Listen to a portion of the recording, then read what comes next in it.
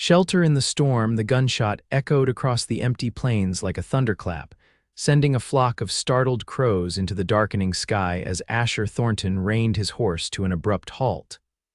He wasn't a man easily rattled, but something about that shot didn't sit right with him. Not out here, miles from the nearest town, with night closing in and storm clouds gathering on the horizon. It was 1876, and the Dakota Territory was no place for a lone traveler after dark. Asher squinted through the fading light, his weathered hand resting instinctively on the revolver at his hip. A distant figure caught his eye small and hunched over near what appeared to be the wooden crosses of a small cemetery on the hillside. His instincts told him to ride on, to find shelter before the storm broke, but something else, something he couldn't quite name, pulled him toward the graveyard. "Come on, Dusty," he murmured to his chestnut gelding, nudging him forward. "Let's see what trouble's brewing." As he approached, the figure became clearer, a woman in a tattered dress, her shoulders shaking as she knelt before a fresh grave. Next to her, partially wrapped in a thin blanket, lay a small bundle that Asher realized with a start was an infant. The woman held a pistol limply in one hand, the barrel still smoking from what must have been a warning shot or perhaps a desperate call for help. Asher dismounted slowly, making sure his boots hit the ground with enough noise to alert her to his presence without startling her. The woman's head snapped up and she raised the pistol with a trembling hand. "Stay back," she warned, her voice hoarse but determined. "I have nothing worth taking." "I'm not here to take anything, madam," Asher replied, keeping his hands visible and his tone even. "Just heard a shot and thought someone might need help." The woman's face, streaked with dirt and tears, betrayed a flicker of uncertainty. The baby at her side began to whimper, and her attention divided momentarily between Asher and the child. In that instant, he noticed how young she was, perhaps 22 or 23, with auburn hair escaping from beneath a simple bonnet and eyes that held both fear and fierce determination. "We don't need help," she insisted, but her voice cracked on the last word. Asher took in the scene before him, the fresh grave, likely her husband's, the small baby crying with hunger, the threadbare carpet bag at her side that probably contained everything she owned in the world. Night was falling fast, and the distant rumble of thunder warned of the approaching storm. "Madam," Asher said gently, "it's going to pour any minute now, and this is no place for you and your little one." The baby's cries grew stronger, and the woman's resolve seemed to waver. She lowered the pistol slightly, her exhaustion evident in every line of her body. "We had nowhere else," she whispered, more to herself than to him. Asher took a careful step forward, his heart unexpectedly moved by the raw vulnerability in her admission. "Now you do," he said, the words leaving his mouth before he'd fully considered their implications. Their eyes met across the darkening graveyard, and something passed between them, not trust, not yet, but perhaps the first fragile thread of possibility. The woman was Willow Novick, and she had no idea that the stranger standing before her was about to change her life forever. Willow stared at the tall cowboy, trying to gauge whether he was a threat or truly offering help. His face was partially shadowed by his hat, but she could make out a strong jaw covered in several days' worth of stubble and eyes that seemed kind if cautious. Not that she trusted her judgment anymore, not after everything that had happened. "I'm Asher Thornton," he said, breaking the silence. "I've got a small camp set up about half a mile from here. Nothing fancy, but there's shelter from the rain and food for you and your little one." As if to emphasize his point, a bright flash of lightning split the sky, followed almost immediately by a deafening crack of thunder. The baby Zachariah, named after his father, began to wail in earnest, his tiny fists punching at the air. Willow tucked the pistol into the pocket of her dress and quickly gathered Zach into her arms, trying to soothe him. "SHH, little one." "It's all right," she murmured. Even as the first heavy raindrops began to fall, Asher stepped forward, removing his duster.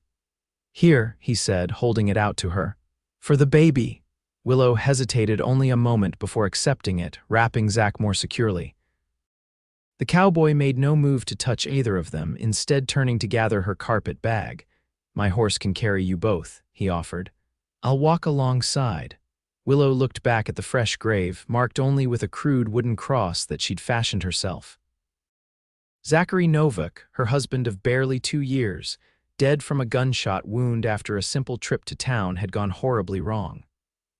They'd been homesteading, trying to make a life for themselves and their newborn son, when 3 men had robbed the general store while Zach was inside. He'd been caught in the crossfire, an innocent bystander who never should have been there. "I can't just leave him," she said softly. Asher followed her gaze to the grave. "You're not leaving him, madam. You're keeping his child alive. I reckon that's what he'd want most." Another crack of thunder and the skies opened up in earnest. In seconds, they were both soaked to the skin, and Zach's cries grew more distressed. "Please," Asher said, and something in his voice, a genuine concern without pity, made her decision. "All right," Willow nodded, gathering her courage along with her son. "Just for tonight." Asher helped her onto Dusty's back, making sure she was secure with Zach in her arms before grabbing the reins and leading them away from the cemetery. Willow looked back one last time at her husband's grave, now blurred by the curtain of rain, and whispered a silent goodbye. The journey to Asher's camp seemed endless through the storm, but true to his word, it wasn't far. Beneath a rocky overhang, he had established a small camp with a canvas tarp strung up for additional shelter. A small fire, protected from the worst of the rain, crackled welcomingly. Asher helped her dismount and immediately set to work expanding the shelter, working quickly and efficiently to create a private space for her and Zach. Willow watched him warily, still not entirely convinced of his intentions, but grateful for the reprieve from the elements. "You should change into something dry," he said, nodding toward her bag. "I'll turn my back, give you privacy. Got some coffee brewing too, if you'd like." Willow nodded, surprised by his consideration. As promised, he turned away, busying himself with tending to his horse while she quickly changed into her only other dress, nearly as worn as the first, but at least it was dry. Zach had stopped crying and was now making the small, suckling noises that indicated he was hungry. "I need to feed him," she said. "Take your time," Asher replied, still keeping his back turned. "I'll just get some food ready." Willow settled against the rock wall, adjusting her dress to nurse Zach. As he latched on hungrily, she studied their unexpected benefactor more carefully. Asher Thornton was tall and lean, with the kind of strength that came from hard work rather than brute force. His movements were deliberate and careful, his attention seemingly focused on giving her space while also ensuring their comfort. "You can turn around now," she said after Zach had finished nursing and fallen asleep in her arms. Asher did so, offering her a tin cup of coffee. "It's not fancy, but it's hot," he said with a small smile. Willow accepted it gratefully, the warmth seeping into her cold fingers. "Thank you," she said, the words feeling inadequate, "for all of this." Asher settled on the opposite side of the fire, giving her plenty of space. "No need for thanks. Anyone would do the same." "No," Willow shook her head. "They wouldn't." The past week had taught her that lesson all too clearly. After Zach's death, the banker had foreclosed on their small homestead, claiming her husband had taken out loans she knew nothing about. The townspeople, who had seemed so friendly before, had suddenly found reasons not to meet her eye. No one had offered help, not with the burial, not with a place to stay, not with food for her baby. Asher seemed to sense some of this, his expression softening. "Well, they should have," he said simply. "You hungry? I've got some stew warming up." Willow nodded, suddenly aware of how long it had been since she'd eaten. Asher dished up a bowl of stew for her, simple fare but rich with chunks of rabbit and wild onions. She ate slowly at first, then with increasing hunger as her body reminded her of its needs. "Where are you headed?" Asher asked after she'd finished eating. Willow stared into the fire. "I don't know," she admitted. "I thought maybe Fort Pierre. I have a cousin there, or at least I did years ago. I'm not sure if she's still there." "That's nearly 100 miles, Asher remarked, his brow furrowing. "On foot with a baby." "I know," Willow said sharply, then softened her tone. "I know, but I don't have many options." Asher nodded, not pressing the point. "Well, you're welcome to travel with me for a spell if you'd like."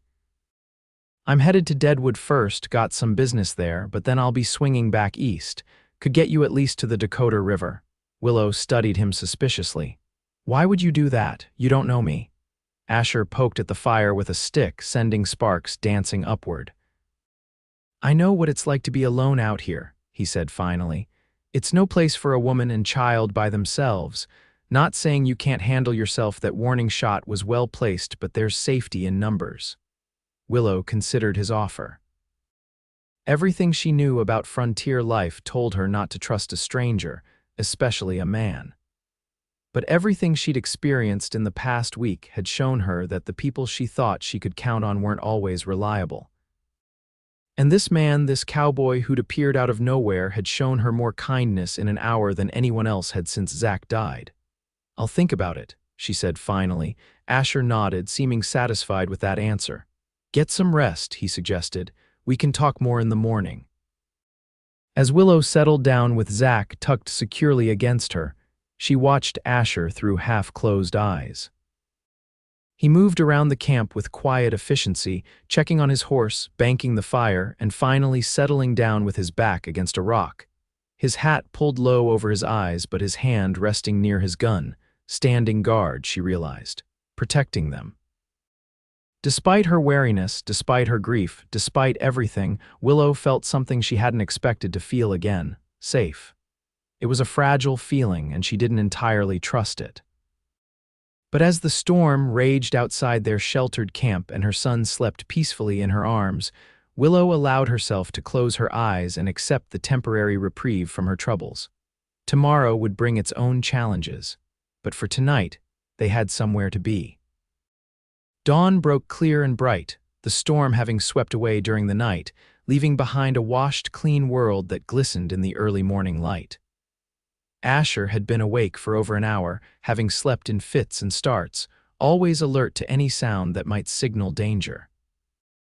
Now he worked quietly, preparing coffee and a simple breakfast of cornmeal mush, careful not to wake Willow and her baby. He hadn't planned on company.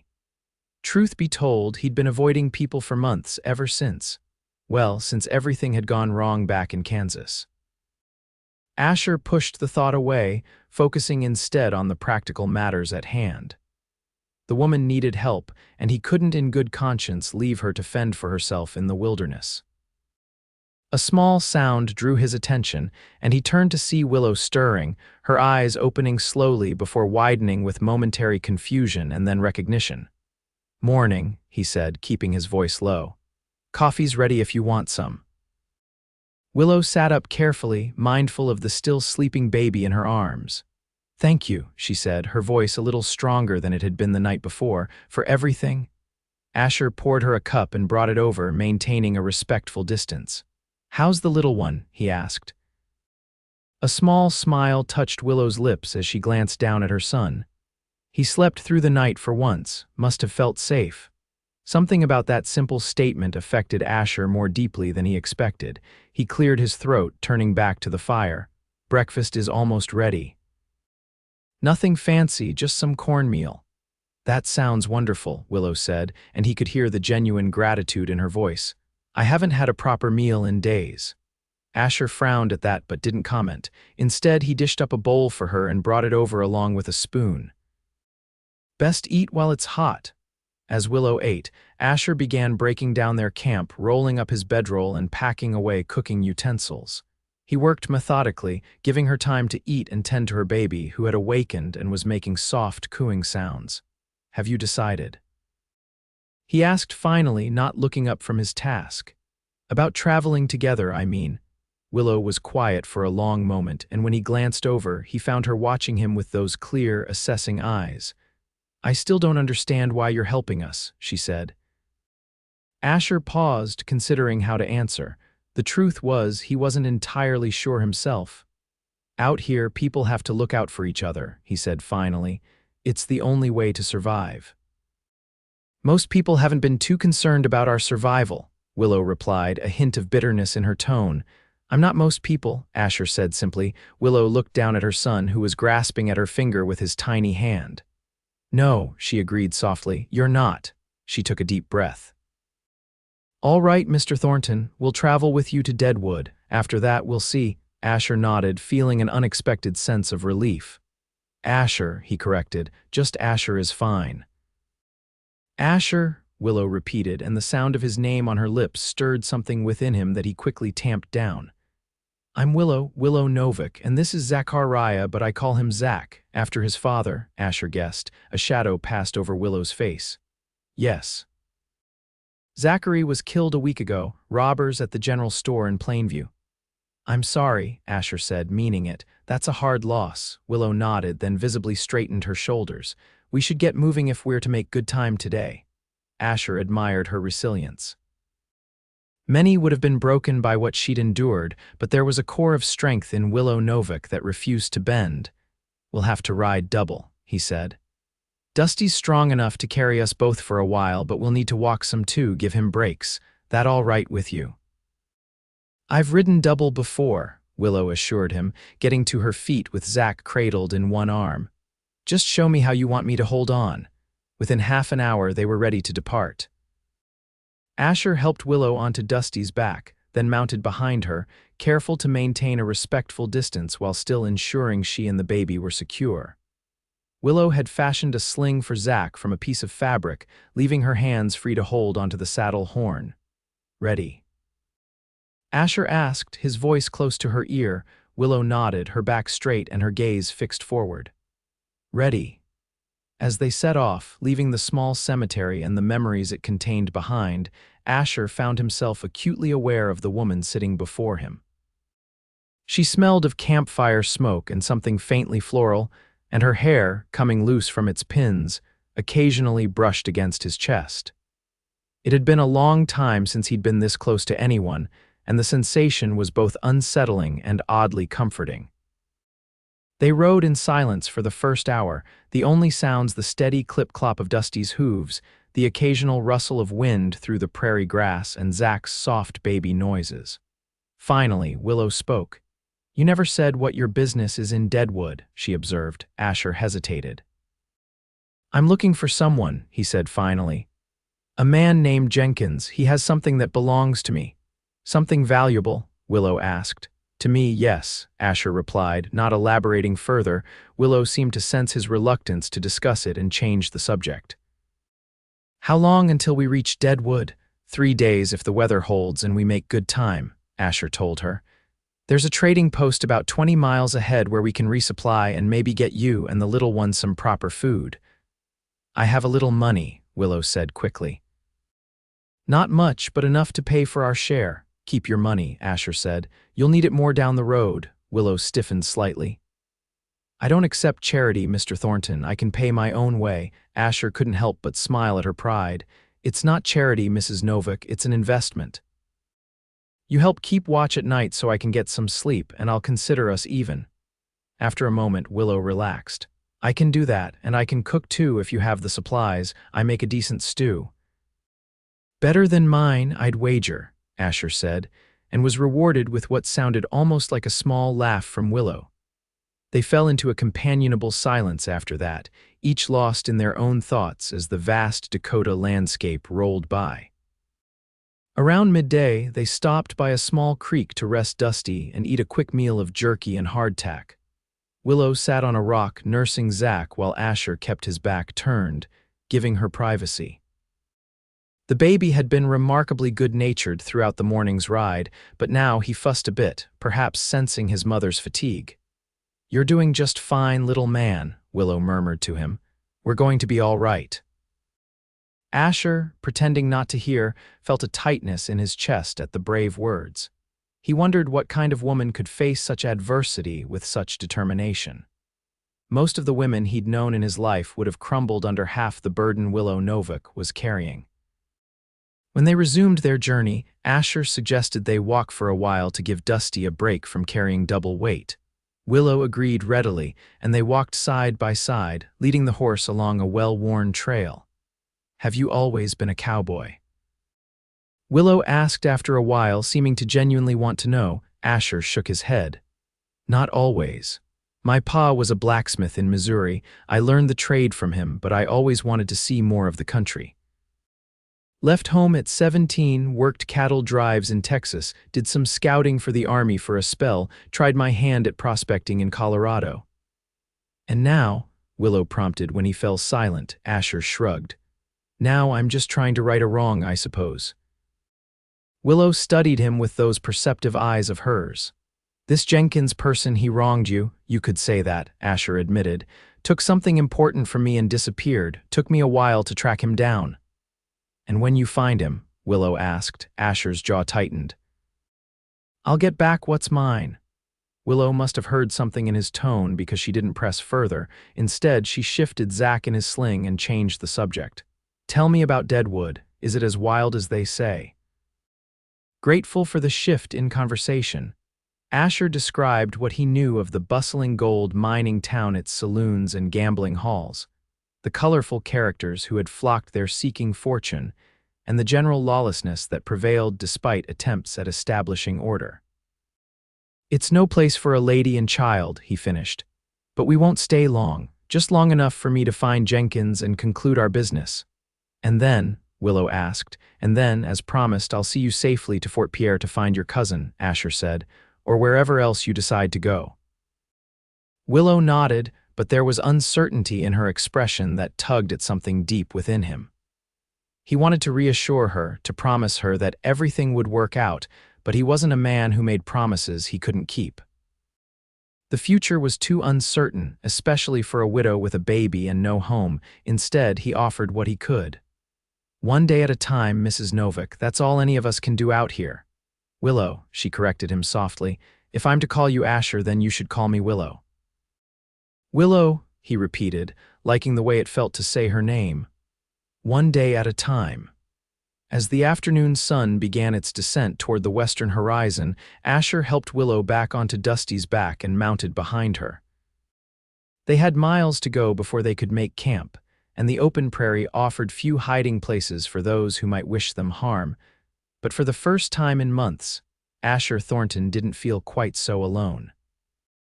And despite everything, despite the danger that might lie ahead and the uncertain future that awaited them, there was comfort in that simple fact, one day at a time indeed. By the time they reached the trading post late the following afternoon, Willow's muscles ached from the unaccustomed hours in the saddle, but she kept her discomfort to herself. The small outpost consisted of a rough-hewn log building, a corral for horses, and a few scattered-out buildings hardly impressive, but the sight of it brought a sense of relief after 2 days on the trail. Stay with Dusty, Asher instructed as they approached. Let me check things out first. Willow nodded, understanding his caution. The frontier was unpredictable and strangers weren't always welcomed. She watched as Asher dismounted and walked toward the trading post, his stride confident but alert, one hand resting casually near his holstered revolver. Zach stirred in his sling, making small, fussing noises that Willow recognized as the precursors to hungry cries. Just a little longer, sweet boy, she murmured, gently rocking him. We'll get you fed soon. Asher emerged from the trading post a few minutes later, accompanied by a grizzled older man with a full white beard. The man squinted at Willow and Zach, then nodded at something Asher said before heading toward one of the outbuildings. It's safe, Asher called to her. The owner's name is Mac Gregor. Says we can use the small cabin out back for the night. Costs a bit extra, but it'll give you and the little one some privacy. Relief washed over Willow at the prospect of 4 walls and a roof, however humble. Thank you, she said as Asher helped her dismount. Don't thank me yet, Asher replied with a small smile. Mac Gregor says the cabin hasn't been used in months, might be more critters than comfort inside. But the cabin, when they reached it, proved to be in better condition than expected. It was small, just one room with a rough plank floor, a small fireplace, and a narrow bed frame with a straw mattress, but it was clean enough, and the roof appeared sound. This will do nicely, Willow said, genuine gratitude in her voice. Asher nodded, setting down her carpet bag. I'll get a fire going for you, then see about getting us some supplies. Mac Gregor's wife might have some milk for the baby. That would be wonderful, Willow said, suddenly overwhelmed by his thoughtfulness. She had become so accustomed to facing every challenge alone this past week that Asher's steady support felt almost foreign. True to his word, Asher soon had a small fire crackling in the fireplace, warming the cabin and chasing away the musty smell. He left her to settle in while he tended to Dusty and spoke with Mac Gregor about supplies.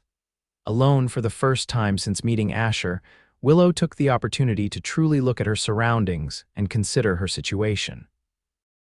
3 days ago, she had been kneeling by her husband's grave with no hope and nowhere to go. Now she was here, still grieving but no longer completely alone.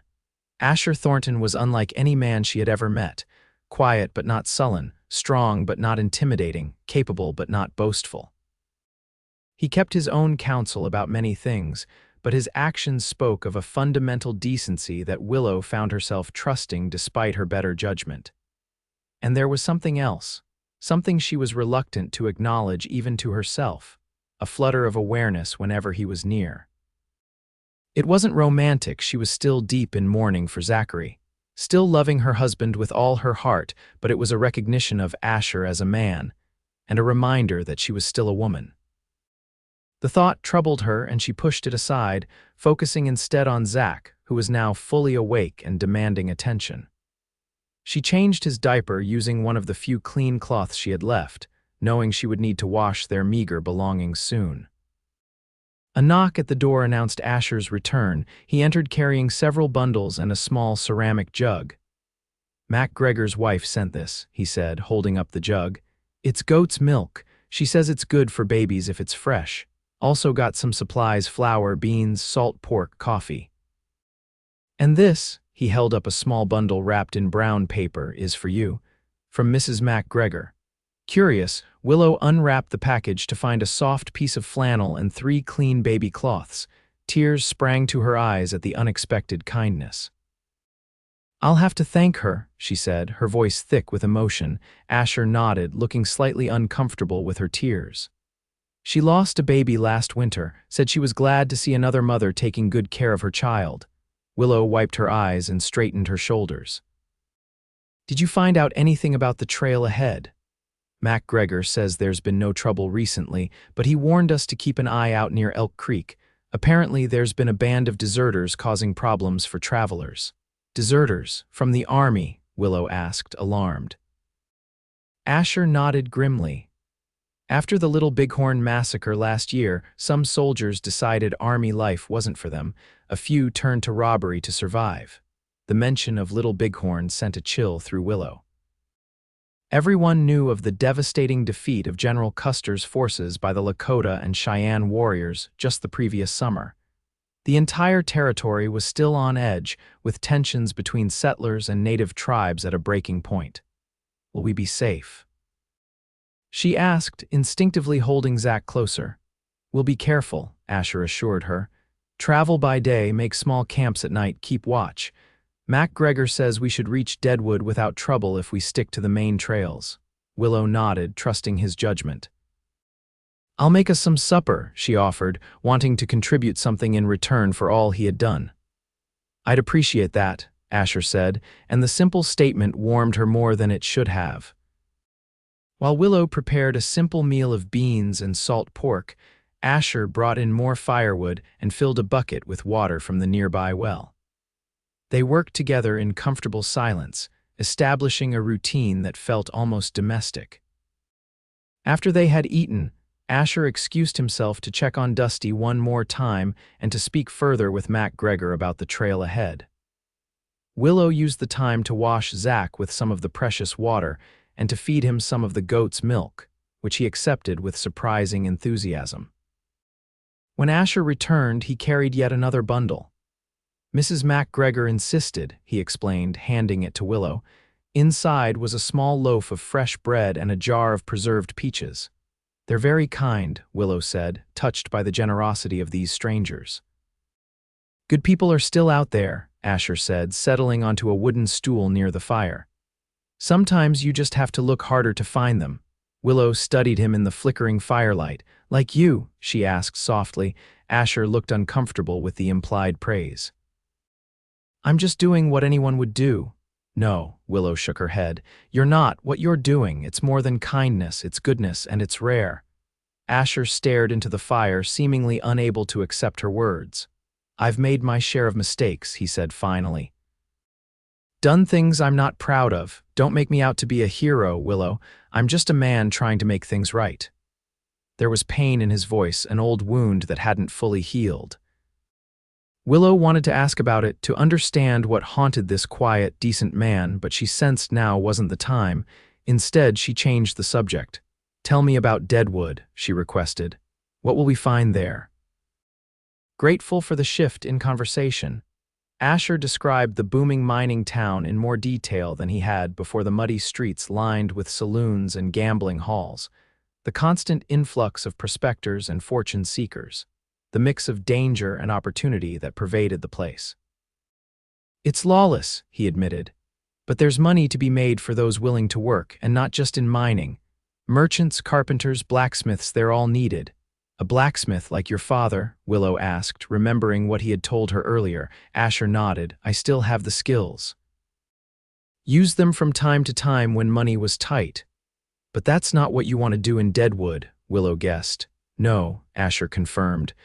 I'm just there to find Jenkins and get back what's mine. After that, well, I haven't thought much beyond that. Willow nodded, understanding the feeling of living day to day, unable to plan for a future that seemed too uncertain. Since Zachary's death, she had existed in a similar state, focused only on survival, on taking the next step, unable to contemplate what might come after. What about you? Asher asked. If your cousin is still in Fort Pierre, what then? Willow looked down at Zach, now sleeping peacefully in her arms. I don't know, she admitted. Mary, my cousin, she married a riverboat captain years ago. If she's still there, perhaps he could help me find work. I can sew, cook, clean. I'm not afraid of hard work. I never thought you were, Asher said, and the simple confidence in his voice bolstered her more than any flowery reassurance could have. As the fire burned low and the night deepened around their small cabin, Willow felt the weight of the day's travel settling into her bones. Asher must have noticed her fatigue, for he rose from his stool. You should get some rest, he said. I'll sleep outside, keep watch. You don't have to do that, Willow protested. The floor in here is perfectly adequate, Asher shook his head. I prefer the open air, been sleeping under the stars too long to feel comfortable indoors. He gathered his bedroll. I'll be right outside if you need anything, just call. Willow wanted to argue further but was too tired to press the point. Thank you, Asher, for everything. He paused at the door, his expression unreadable in the dim light. Sleep well, Willow, he said softly. And then he was gone, leaving her alone with her sleeping child and a strange, unexpected sense of safety. As Willow settled onto the narrow bed, Zach cradled beside her, she found herself thinking about the enigmatic cowboy who had so unexpectedly entered their lives. There was more to Asher Thornton than he revealed, some old pain, some unfinished business that drove him forward. But there was also kindness, decency, and a quiet strength that she had come to rely on in just these few short days. It was dangerous, she knew, to depend on someone so completely, especially a man she barely knew. But as sleep claimed her, Willow couldn't help but feel that, for the first time since Zachary's death, tomorrow didn't seem quite so daunting. Outside, Asher leaned against the cabin wall, his rifle across his knees, keeping watch over the widow and her child as they slept. And if his thoughts strayed more often than they should to the woman inside, to her quiet strength, her fierce protectiveness of her child, and the rare smile that transformed her grief-shadowed face, well, that was his business and no one else's. The stars wheeled overhead, timeless witnesses to the small human dramas unfolding beneath them, as the night deepened and dawn approached, bringing with it another day of journey toward an uncertain future. The next 2 days of travel passed with surprising ease. The weather held fair, the trails were clear, and Zach proved to be a remarkably good traveler for one so young. Willow and Asher fell into a comfortable routine, riding when the terrain allowed, walking to spare Dusty when necessary, making camp each evening before sunset, and sharing simple meals prepared from their supplies. What surprised Willow most was how natural it felt to be in Asher's company. His quiet, steady presence was reassuring rather than intimidating, and she found herself opening up to him in ways she hadn't expected. She told him about her childhood in Ohio, her journey west with her parents as a teenager, and how she had met Zachary at a barn raising 3 years ago. "He was so full of dreams," she said on the evening of their third day together as they sat beside a small campfire. "He wanted to build a cattle ranch, raise fine horses. Nothing would have stopped him if he'd lived." Asher listened attentively, as he always did, offering no platitudes but giving her the space to remember her husband without judgment. "He sounds like a good man," he said when she fell silent. "He was," Willow agreed, looking down at Zach, who was contentedly chewing on his fist. "The best." He was so excited about becoming a father, he only got to know Zach for 3 weeks before. Her voice trailed off, the familiar ache of grief tightening her throat. Asher didn't try to fill the silence with empty words of comfort. Instead, he added another stick to the fire and said, "My wife died in childbirth. 7 years ago now." The quiet admission caught Willow by surprise. Asher had never mentioned being married before. "I'm so sorry," she said, meaning it deeply. "And the baby?" "My daughter lived 6 hours," Asher replied, his voice steady but with an undercurrent of old pain. "Long enough for me to hold her, to count her fingers and toes, to name her. Elizabeth, after my mother." Willow felt tears fill her eyes at the simple, devastating story.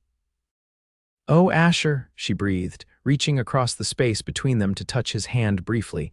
He looked up, momentarily startled by the contact, then gave her a small, sad smile.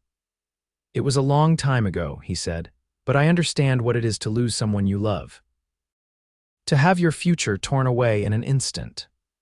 The shared understanding created a new bond between them, deeper than the practical alliance they had formed. Willow saw Asher in a new light, not just as her protector and guide, but as someone who had suffered his own devastating loss and somehow found the strength to continue. "What did you do?" she asked. "After," Asher stared into the fire, "drank too much for a while, then I started moving. Never stayed in one place too long. Took whatever work I could find, cattle drives, scouting, even mining for a spell. The years blur together after a while. Until Jenkins," Willow said, remembering what little he had told her about his purpose in Deadwood. Asher nodded, his expression hardening slightly. "Until Jenkins," he confirmed, but offered no further explanation. They reached Deadwood the following afternoon, cresting a hill to see the bustling town spread out in the valley below.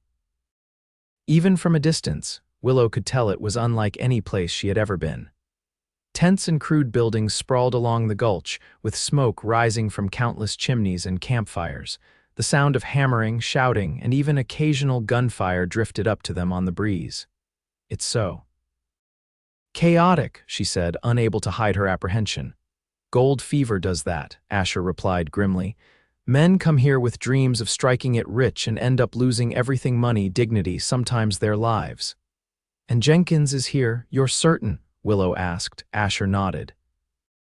"According to my information, he's been working as a dealer at the Grand Central Hotel for the past 2 months.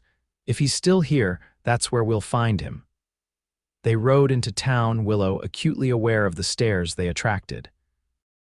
A woman with a baby riding double with a rugged-looking cowboy was evidently an unusual sight, even in a place as diverse as Deadwood. She kept her head high, refusing to be intimidated by the curious and sometimes leering gazes of the men they passed.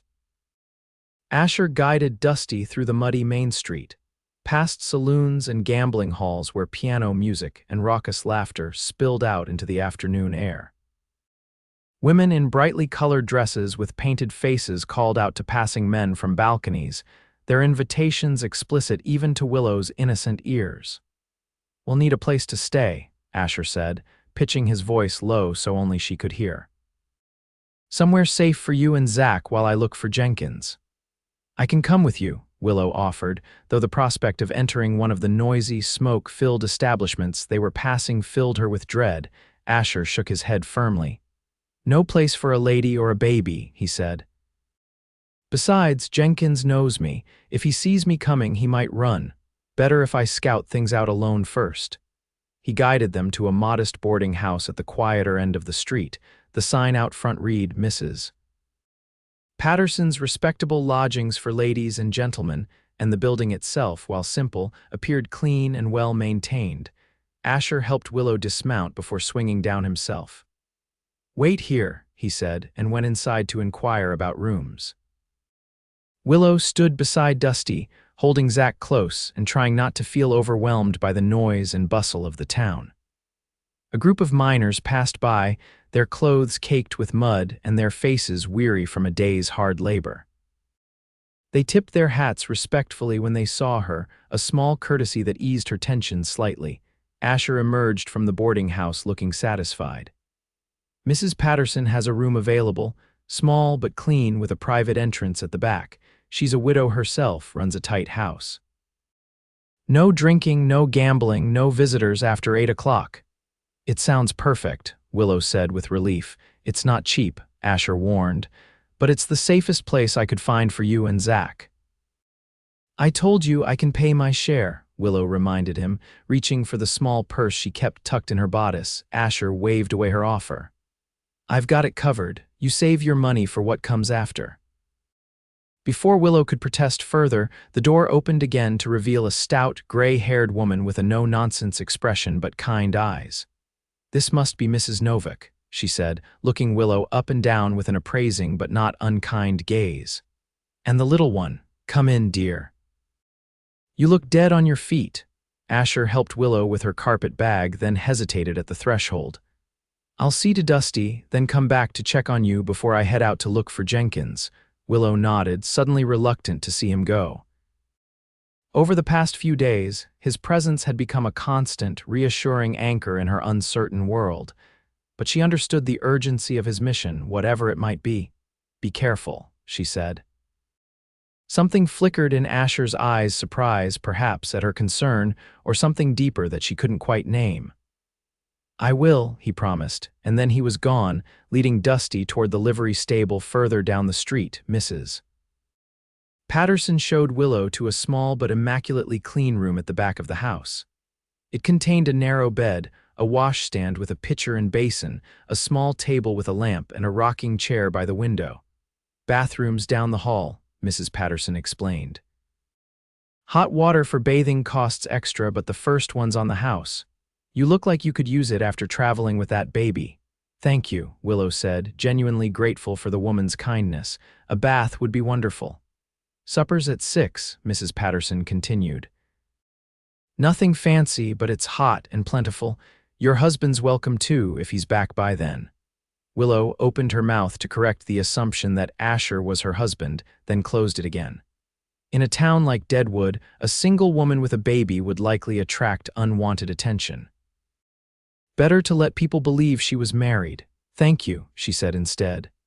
"I'm not sure when he'll return, but I'll be there." After Mrs. Patterson left, Willow sat on the edge of the bed, Zach in her arms, and let out a long breath. They had reached Deadwood safely thanks to Asher. Now what? She had no idea how long his business with Jenkins would take, or what would happen afterward. The uncertainty of her situation pressed down on her once again. Zach squirmed in her arms, making his hungry noises. As she prepared to feed him, Willow pushed aside her worries. One day at a time, as Asher had said. Right now, that meant taking care of her son, having a much-needed bath, and getting some proper rest. Tomorrow would bring its own challenges. Meanwhile, Asher had stabled Dusty and was making his way toward the Grand Central Hotel, his mind focused on the task ahead. Finding Jenkins was just the first step. Getting back what belonged to him and making Jenkins pay for his betrayal would be more complicated, especially now that he had Willow and Zach to consider. The thought of the young widow and her baby gave him pause. When he had first encountered them in that lonely graveyard, he had acted on instinct, offering help to someone in need. He hadn't anticipated the connection that would form between them or how their presence would complicate his plans for vengeance. Because that's what it was, he admitted to himself as he approached the Grand Central vengeance, plain and simple. Jenkins had betrayed him, stolen from him, and left him for dead. For 3 years, Asher had tracked him across 4 territories, driven by a cold, implacable determination to make things right. But now, with Willow and Zach depending on him, the simplicity of his mission had become mudded. What would happen to them if things went wrong? If Jenkins wasn't alone, or if the confrontation turned violent, Asher pushed the thoughts aside as he reached the Grand Central Hotel. It was one of the largest buildings in Deadwood, a 3-story structure with a wide porch and large windows through which he could see men gathered around gaming tables. The sounds of a piano, laughter, and the clink of glasses spilled out onto the street. Taking a deep breath, Asher straightened his hat, checked that his revolver was secure in its holster, and stepped inside to find the man who had nearly destroyed his life, and perhaps, though he didn't yet realize it, to determine the course of his future. The interior of the Grand Central Hotel was exactly what Asher had expected. A large, open room dominated by gaming tables where men hunched over cards or dice, the air thick with cigar smoke and the smell of whiskey. A long bar ran along one wall, tended by 2 harried-looking bartenders struggling to keep up with the demands of the thirsty crowd.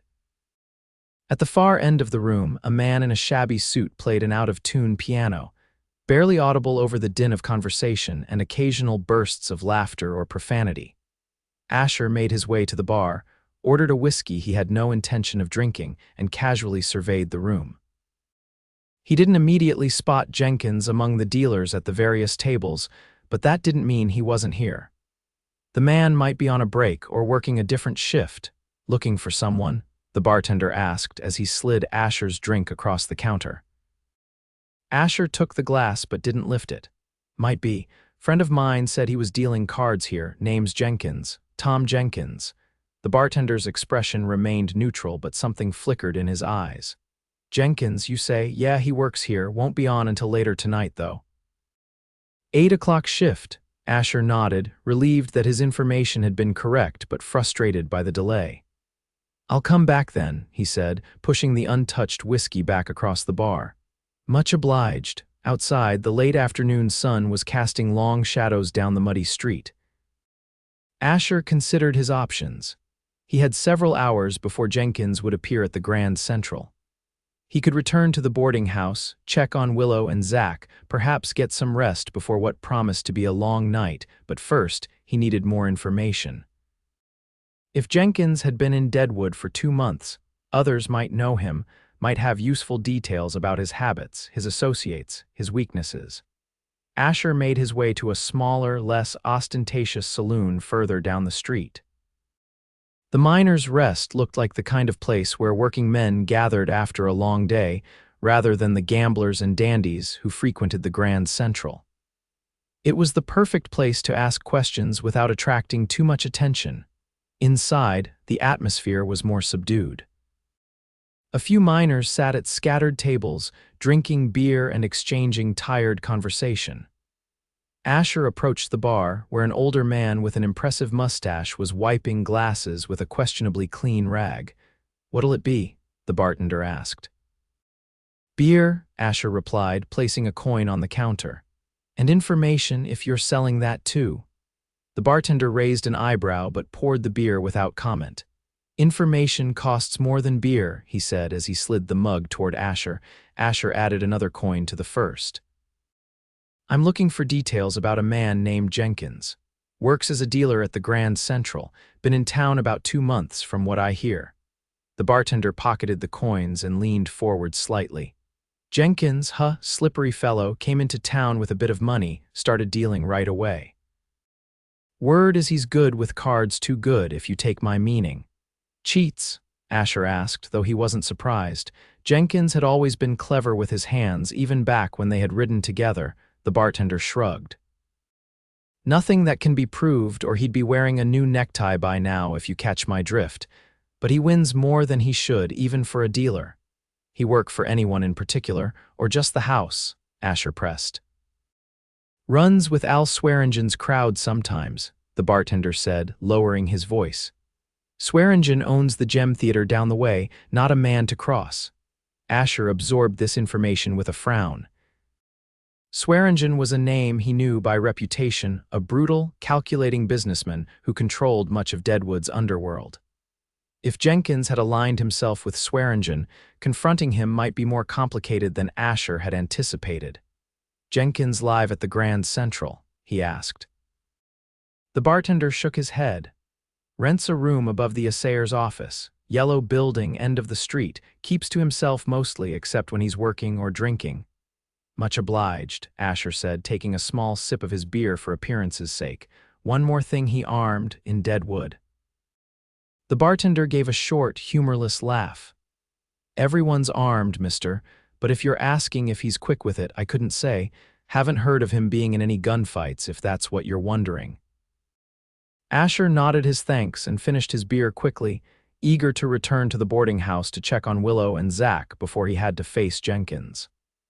As he stepped back onto the street, his mind was racing with plans and contingencies. His original intention had been simple: confront Jenkins, retrieve what was his, and ensure the thief faced justice for his crimes.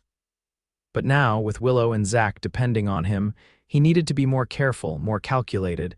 The walk back to Mrs. Patterson's boarding house gave him time to think. By the time he arrived, the sun was beginning to set, casting a golden glow over the rough-hewn buildings of Deadwood. He knocked on the private entrance to Willow's room, not wanting to go through the main house and attract attention. After a moment, the door opened a crack and Willow's wary face appeared. When she saw it was him, her expression brightened and she opened the door wider. "Asher," she said, relief evident in her voice. "Come in." He stepped inside, removing his hat as he did so. The room was small but tidy, with Zach sleeping peacefully in the center of the narrow bed, surrounded by pillows to prevent him from rolling off. Willow herself looked refreshed. Her hair was damp and neatly braided, and she wore a clean dress that he hadn't seen before. The sight of her, so domestic and vulnerable, stirred something in his chest that he quickly suppressed. "You found a place for us to stay," she said, gesturing around the room. "It's perfect, and Mrs. Patterson has been very kind." "Good," Asher said, genuinely pleased that she was comfortable. "How's the little one? Sleeping soundly for once," Willow replied with a small smile. "He seems to know we're safe now." The simple statement hit Asher harder than she could know. Safe. That's what he wanted for them, what he had promised, implicitly if not in words. But with Jenkins so close and the possibility of danger looming, he wasn't sure he could keep that promise. "Did you find him?" Willow asked, her expression growing serious as she read the concern on his face. "Jenkins?" Asher nodded. "He's here all right. Works the night shift at the Grand Central. I'll be going back there later to talk to him." Willow studied him, her perceptive eyes seeing more than he was comfortable with. "It's dangerous, isn't it? Whatever you have to do," Asher couldn't lie to her. "Could be," he admitted. "Jenkins isn't alone here. He's got connections, powerful ones." Willow's face paled slightly, but her voice remained steady. "Then perhaps you shouldn't go. Whatever he took from you, is it worth risking your life?" The question caught Asher off guard. For 3 years, he had been driven by a single purpose: finding Jenkins and making him pay. The possibility of turning back, of letting it go, had never entered his mind. But now, faced with Willow's concern, he found himself hesitating. "It's not just about what he took," Asher said finally. "It's about justice, about making things right." Willow moved closer, her eyes never leaving his. "Asher," she said softly, "what did he do to you? What could be worth such risk?" For a moment, Asher considered not telling her. It was his burden to bear, his past, his pain. But something in Willow's earnest gaze broke through his defenses. She deserved the truth, especially if his actions might put her and Zach in danger. "We were partners," he began, the words coming slowly at first, then faster as the long-suppressed story poured out. "After Elizabeth and Sarah, my wife, died, I started drifting. Ended up in Colorado prospecting. Didn't find much until I met Jenkins. He had a claim that was showing promise, needed help working it. We struck a deal: I'd provide the labor, he'd provide the claim, we'd split whatever we found 50-50. Asher paused, the memories still bitter even after 3 years. "We hit a vein, not a mother lode, but enough to set a man up for life if he was careful." 20,000 in gold and silver ore by the assayer's reckoning.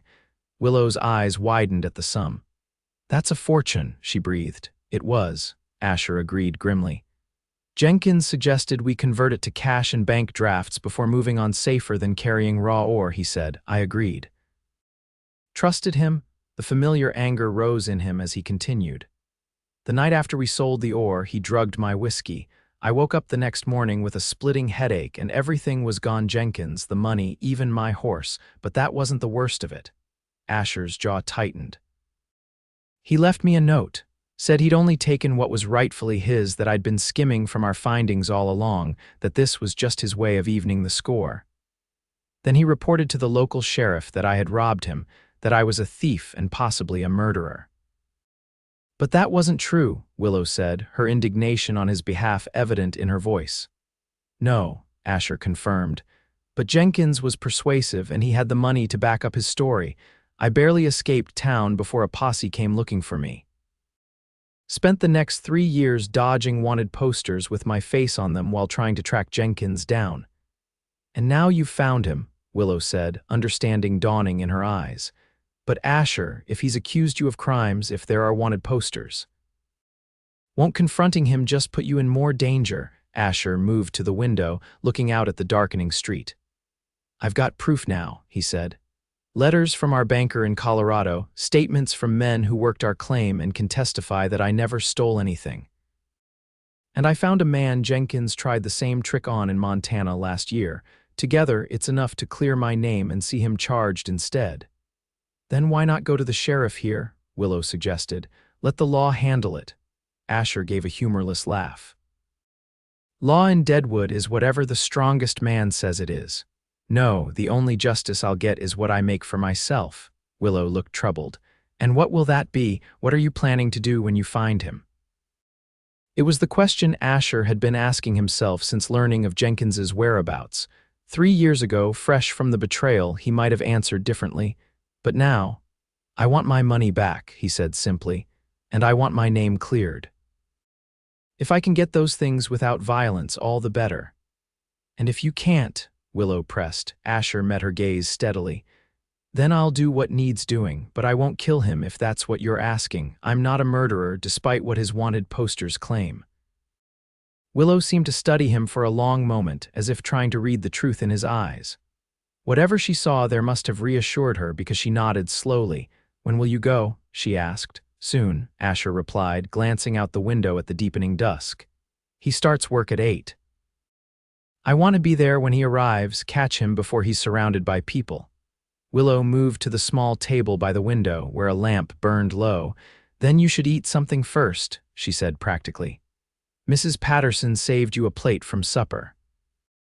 She uncovered a plate of simple but hearty food: roast beef, potatoes, and greens. The domesticity of the gesture, the quiet concern it represented, touched Asher deeply. How long had it been since anyone had cared whether he ate, whether he was prepared for what lay ahead?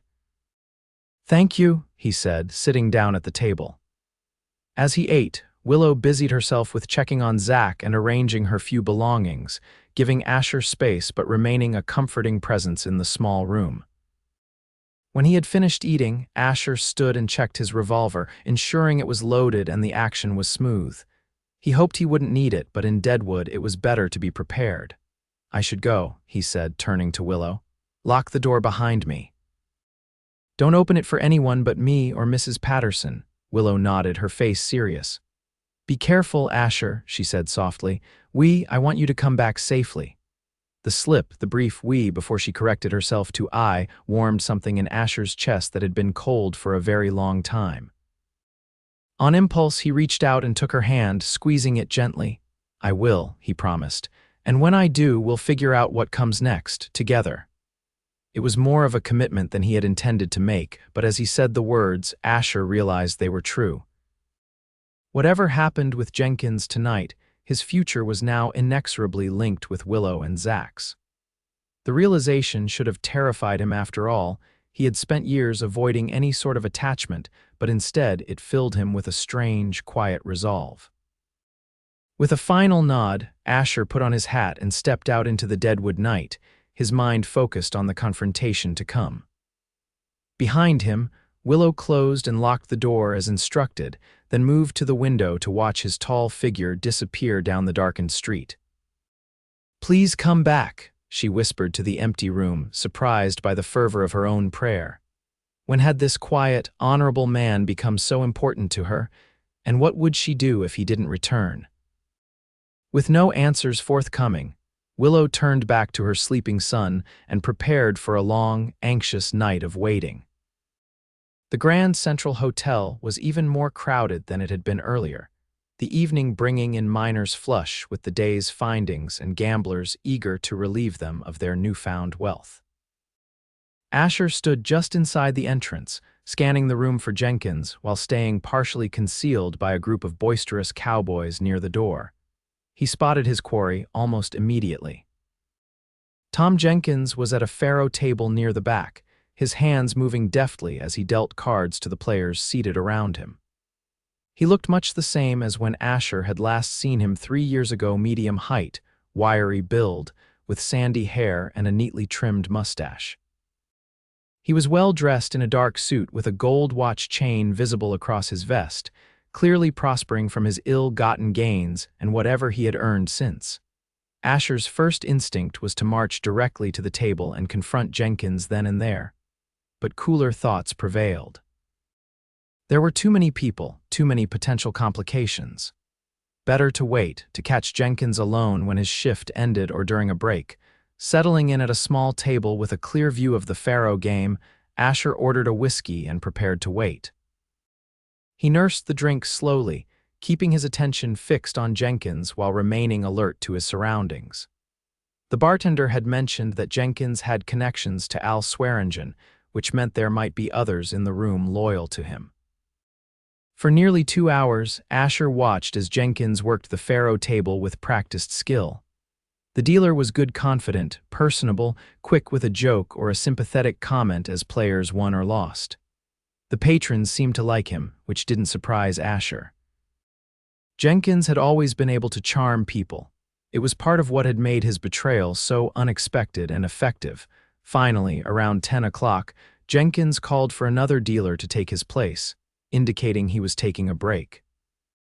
Asher tensed, watching as Jenkins moved away from the table and headed toward a door at the back of the room that presumably led to a private area for employees. This was his chance. Asher left his barely touched whiskey on the table and made his way through the crowd, careful not to move too quickly or directly. By the time he reached the back door, Jenkins had disappeared through it. Asher followed, finding himself in a narrow hallway lit by a single oil lamp. At the end of the hall, a door opened onto what appeared to be an alley behind the hotel. Through the open door, Asher could see Jenkins standing in the alley, lighting a cigar. He was alone perfect. Taking a deep breath, Asher stepped into the alley, letting the door close behind him with a soft click that caught Jenkins's attention. The dealer looked up, his expression changing from mild curiosity to shock, and then to a carefully composed neutrality as he recognized Asher. "Thornton," he said, his voice even. "Heard you might be in the territory. Come to kill me." Asher kept his hand near his revolver but didn't draw it. "If I wanted you dead, Jenkins, you'd be in the ground already." Jenkins took a long draw on his cigar, the ember glowing bright in the dim alley. "Then what do you want? I assume it's not a friendly reunion." "I want what's mine," Asher said coldly. "The money you stole and my good name back." Jenkins gave a short, humorless laugh. "Money's long gone, Thornton. Spent it, invested it, lost some at cards. As for your name, what would you have me do? Walk into the sheriff's office and confess I lied. They'd laugh me out of town." "You've got money," Asher countered. "I can see that plain enough, and I don't care if you have to beg, borrow, or steal it. You owe me $10,000. As for clearing my name, I've got affidavits from our banker and 3 men who worked our claim, all testifying that I never stole a thing. You're going to sign a confession admitting you lied, or I'll take those papers to every lawman from here to Denver." Jenkins's composure slipped slightly, a flash of anger crossing his face before he controlled it. "And why would I do any of that?" he asked, flicking ash from his cigar. "You've got no leverage, Thornton." It's your word against mine, and I've made friends in this town, powerful friends who wouldn't take kindly to you threatening me. Swearingen, you mean, Asher said, watching with satisfaction as surprise flickered in Jenkins's eyes. Yes, I know about your connection to him. But I wonder if he knows about you. About how you double-cross your partners, about how you're skimming from the tables at the Grand Central. This was a bluff. Asher had no evidence that Jenkins was cheating his current employer, but from the sudden paleness of Jenkins's face, he knew he had struck a nerve. You're talking nonsense, Jenkins said, but his voice lacked conviction. Am I? Asher took a step closer. I've been watching you for hours, Jenkins. I know the signs. You're running a bust out on the side, taking a little extra from each hand, small enough that most wouldn't notice, but it adds up. I wonder what Swearingen would do if he found out one of his dealers was stealing from him. Jenkins's hand moved toward his jacket, but Asher was faster, drawing his revolver and aiming it squarely at the dealer's chest. Don't, he warned. I didn't come here to kill you, but I will if I have to. Jenkins froze, his hand halfway to what Asher presumed was a concealed weapon. What do you want? He asked again, his voice tighter now. I told you, my money and my name.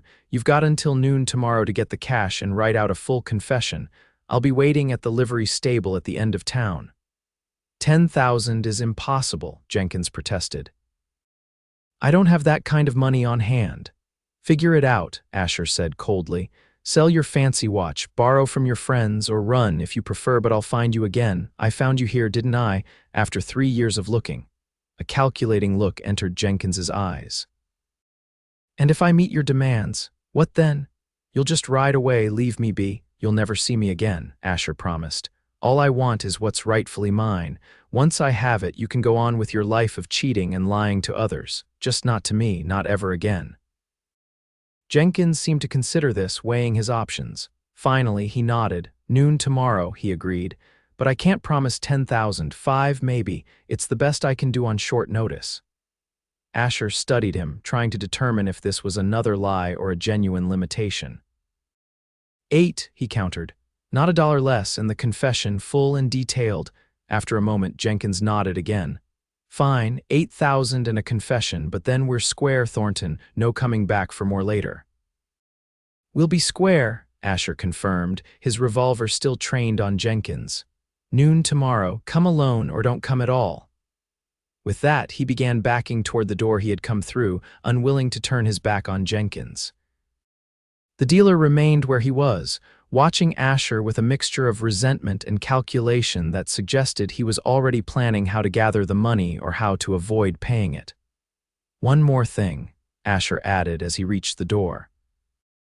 If you're thinking of running or setting a trap, remember this. I've got nothing left to lose. You took everything from me 3 years ago, but you've built yourself a nice life here. Would be a shame if something happened to it. With that final warning, Asher slipped back through the door and into the hotel, quickly making his way through the crowded main room and out onto the street. His heart was pounding, not from fear but from the surge of emotions that confronting Jenkins had unleashed: anger, vindication, and a grim satisfaction that justice might finally be served. But as he walked back toward Mrs. Patterson's boarding house, another emotion began to temper the others: concern. Not for himself, but for Willow and Zach. If Jenkins decided to retaliate rather than pay, they could be in danger by association. Asher had been careful not to mention them, but in a town like Deadwood, secrets were hard to keep. If Jenkins discovered that, Asher wasn't alone. The thought spurred Asher to walk faster, his hand never straying far from his revolver. The streets of Deadwood were still busy despite the late hour, with saloons and gambling halls doing brisk business.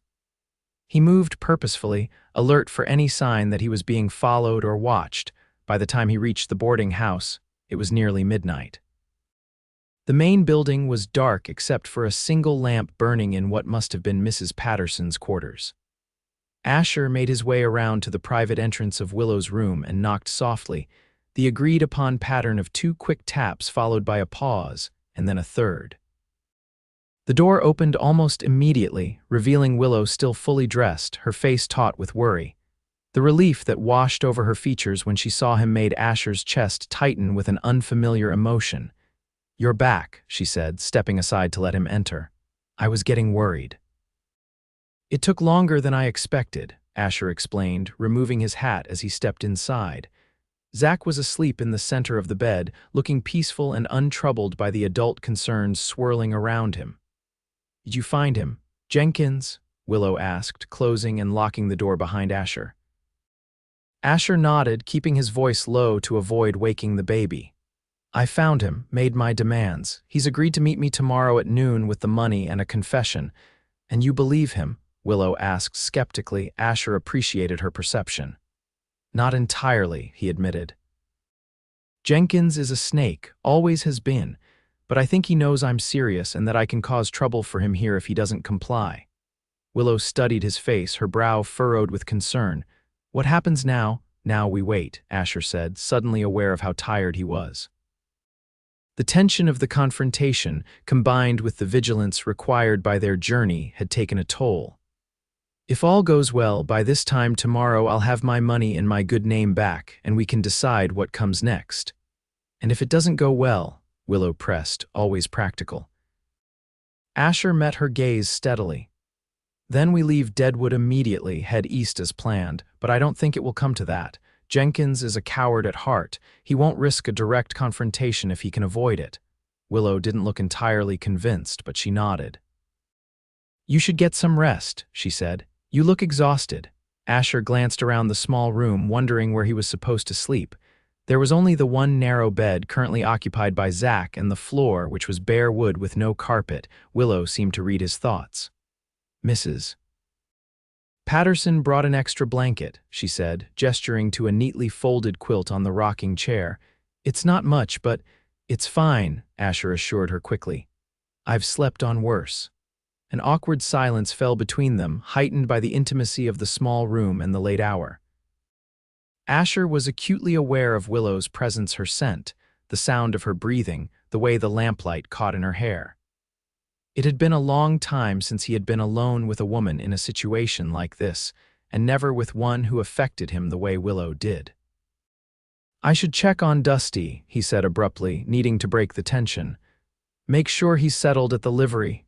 "Now?" Willow asked, surprised. "It's the middle of the night." "Horses get uneasy in strange stables," Asher explained, knowing it was a weak excuse but unable to think of a better one. "I won't be long." Before Willow could protest further, Asher put his hat back on and let himself out, grateful for the cool night air that helped clear his head. He hadn't lied. Exactly, he did want to check on Dusty, but his main motivation was to put some distance between himself and the confusing emotions that being around Willow stirred in him. As he walked toward the livery stable, Asher tried to sort through his feelings. When had things changed? When had Willow become more than just a woman in need of help, more than just a responsibility he had taken on? Was it during their journey, sharing the trail and their stories? Or was it earlier in that first moment at the graveyard, when she had looked at him with such fierce determination despite her desperate circumstances? Whenever it had happened, Asher couldn't deny the truth any longer. He cared for Willow Novak.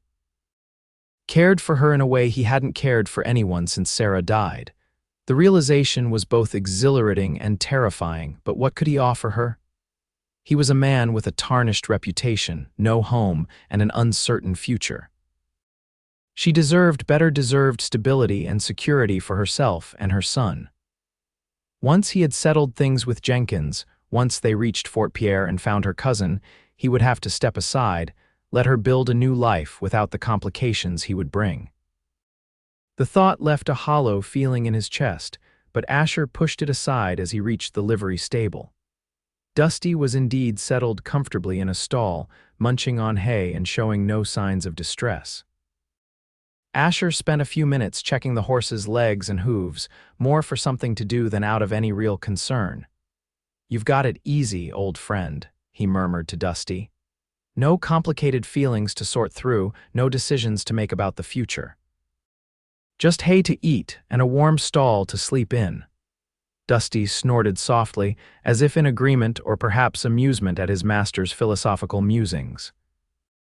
Asher gave the horse a final pat and turned to leave, knowing he couldn't delay returning to the boarding house much longer without causing Willow to worry. As he stepped out of the livery stable, a movement in the shadows across the street caught his attention. Someone was watching the stable, watching him. Asher's hand moved to his revolver, his senses instantly alert. "Who's there?" he called, his voice hard. "Show yourself." For a moment, nothing happened. Then a figure stepped out of the shadows, a young man, barely more than a boy, with a nervous expression and hands held clearly away from his body to show he was unarmed. "Mr. Thornton?" the youth asked uncertainly. Asher's wariness increased. "Who wants to know?" "I got a message for you," the boy said, reaching slowly into his pocket and withdrawing a folded piece of paper. "From Mr. Jenkins. Said to give it to the tall feller checking on his horse at Simmons' livery." Asher took the note cautiously, keeping one eye on the messenger as he unfolded it. The message was brief and to the point. "Thornton, change of plans. Can't wait until noon. Meet me at the old mining claim half a mile north of town at sunrise. Come alone or the deal's off." Jenkins. Asher's instincts immediately screamed that this was a trap. Jenkins was trying to lure him to an isolated location, probably planning an ambush rather than payment. "When did Jenkins give you this?" he asked the messenger sharply. The boy shifted uncomfortably. "About an hour ago at the Grand Central. Said it was important, gave me 2 bits to deliver it." An hour ago, shortly after Asher had left Jenkins in the alley, the dealer hadn't wasted any time in changing the terms of their agreement. "He say anything else? Anyone with him when he gave you this?" Asher pressed. The boy shook his head. "No, sir, he was alone, far as I could tell." "Just said to make sure you got it tonight." Asher nodded, flipping the boy another coin. "Thanks for the delivery. Now forget you ever saw me, understand?" "Yes, sir," the boy agreed readily, pocketing the coin and disappearing back into the shadows as quickly as he had emerged. Asher stood in the street for a long moment, considering his options. He could ignore the note, stick to the original plan, and meet at noon as agreed. But if Jenkins didn't show, the opportunity for resolution might be lost. On the other hand, meeting at the isolated mining claim at sunrise was risky, exactly the kind of scenario where Jenkins might try to eliminate the threat Asher posed, rather than pay what he owed. There was a third option, one that Asher had been reluctant to consider. Leaving Deadwood altogether, taking Willow and Zach and simply moving on. He could start fresh somewhere else, perhaps even use some of his blacksmithing skills to establish a legitimate business. But the thought of allowing Jenkins to escape justice again, to keep both the stolen money and the lies that had tarnished Asher's name, was bitter indeed. With a heavy sigh, Asher tucked the note into his pocket and headed back toward the boarding house. He would need to think carefully about his next move, and he owed Willow the truth about the situation. Whatever he decided, it would affect her and Zach too. The weight of that responsibility settled on his shoulders as he walked through the darkened streets of Deadwood. His mind filled with conflicting thoughts of justice, vengeance, and the unexpected chance at a future he had never anticipated. When Asher returned to the boarding house, he found Willow sitting in the rocking chair by the window, a small book open in her lap. She looked up as he entered, relief evident in her expression. "I was beginning to worry," she said softly, careful not to wake Zach, who was still sleeping peacefully on the bed. "Sorry," Asher replied, removing his hat. "Got a bit sidetracked." He pulled the note from his pocket and handed it to her, watching as she read Jenkins's message, her brow furrowing with concern. "It's a trap," she said immediately, looking up at him with worried eyes. "He's trying to lure you somewhere isolated where he can." She didn't finish the sentence, but she didn't need to. The danger was obvious to both of them. "Could be," Asher agreed, settling onto the floor with his back against the wall, stretching his long legs out in front of him. Or he could genuinely want to resolve this quickly and quietly, away from prying eyes. "Do you believe that?" Willow asked skeptically. Asher sighed, running a hand through his hair. "No," he admitted. "Jenkins isn't the type to pay if he can find another way out, but I need to be sure. This might be my only chance to get back what he stole and clear my name." Willow set aside her book and leaned forward in the rocking chair, her expression earnest. Asher, is it worth risking your life? After everything you've told me about this man, can you really trust him to honor any agreement? I don't trust him, Asher said firmly, but I need to see this through. I've spent 3 years tracking him down. I can't just walk away now, even if it means walking into a trap. Willow challenged, a hint of frustration entering her voice. What good is your money or your cleared name if you're dead? The blunt question struck Asher silent for a moment. It was a fair point, one he had considered himself, but there was more at stake than just the money or his reputation. It's not just about that, he said finally. It's about closure, I suppose, about not letting him win, about being able to look myself in the mirror and know that I didn't let a thief and a liar take everything from me without a fight. Willow's expression softened, understanding dawning in her eyes. I know something about needing closure, she said quietly. After Zachary died, I spent days at his grave, talking to him, trying to make sense of it all. That's where you found me. Asher nodded, remembering their first meeting in that lonely graveyard. You could have given up then, he observed, but you didn't. You were fighting for your son, for your future. Yes, Willow agreed, but I wasn't risking my life needlessly. Zach needs me alive, not avenged. The gentle rebuke hit home, forcing Asher to confront an uncomfortable truth. His pursuit of Jenkins had become something of an obsession, a defining purpose that had guided his actions for years. But now there were other considerations, other possibilities for his future that he hadn't allowed himself to contemplate before. What would you have me do? He asked, genuinely seeking her opinion. Willow considered the question seriously. If it were me, she said slowly, I would consider what I truly need versus what I merely want.